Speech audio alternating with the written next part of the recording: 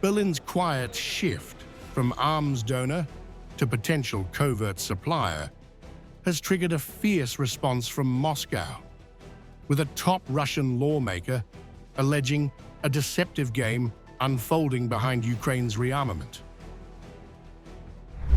At the St. Petersburg International Economic Forum, Russian Senator Alexey Pushkov told RT that Germany may be plotting to disguise its own weapons as Ukrainian, using Kyiv as cover to deepen its direct involvement in the war against Russia.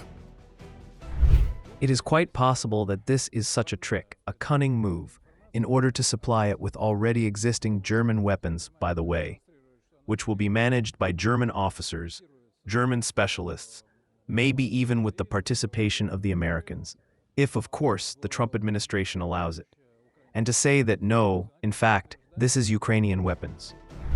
Pushkov's allegations came in response to Berlin and Kyiv's recent announcement of a joint weapons production venture, an initiative that he claims may be less about collaboration and more about camouflage.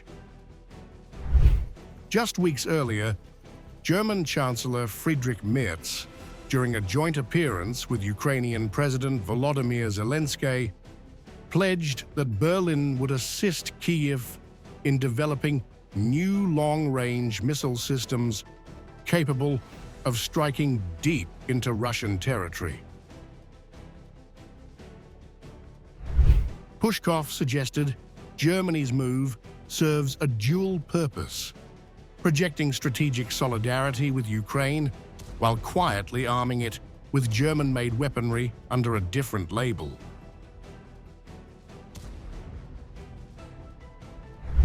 I think this information has two purposes. One is that Germany demonstrates that it is seriously investing in the security of Ukraine, in its military machine. And the second, yes, there are suspicions that the Germans want to give up Ukrainian weapons. Those weapons that will actually be produced in Germany and will then be transferred to Ukraine.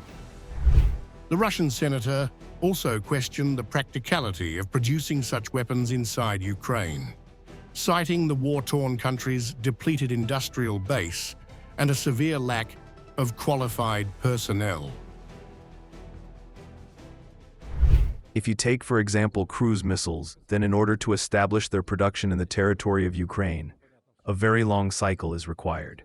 First of all, it is necessary to build factories. Secondly, it is necessary to find specialists. In Ukraine now it is very bad with personnel for obvious reasons.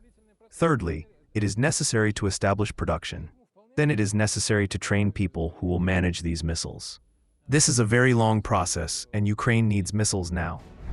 The spief stage has hosted its share of geopolitical flashpoints, but Pushkov's blunt accusation against Berlin marks a new escalation. As Germany strengthens its alliance with Kyiv, Moscow appears bent on exposing what it claims is not just a tactical ploy, but a full-blown deception designed to rewrite the rules of engagement.